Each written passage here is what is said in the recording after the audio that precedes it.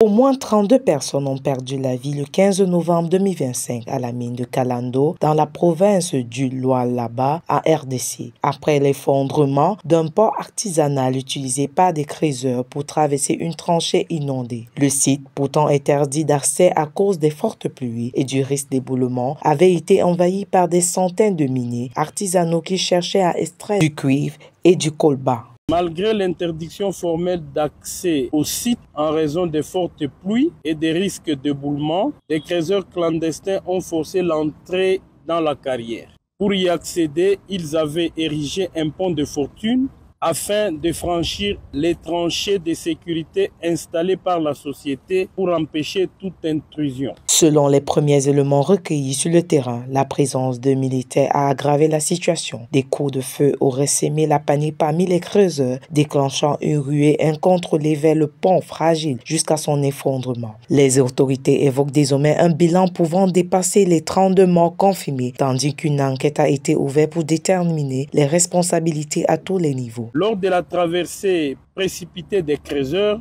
le poids du nombre élevé de personnes sur cette structure instable a provoqué son effondrement et plusieurs individus sont tombés dans les eaux profondes de la tranchée. Ce drame révèle une nouvelle fois la fragilité et le manque de contrôle dans les sites miniers artisanaux en RDC. Pour y faire face, le gouvernement provincial recommande une sécurisation renforcée des zones minières, la construction d'infrastructures conformes aux normes, le retrait des militaires non autorisés et un encadrement plus strict des coopératives artisanales. Des mesures qui, si elles sont appliquées sérieusement, pourraient réduire les risques et protéger davantage des communautés dépendantes de l'exploitation minière.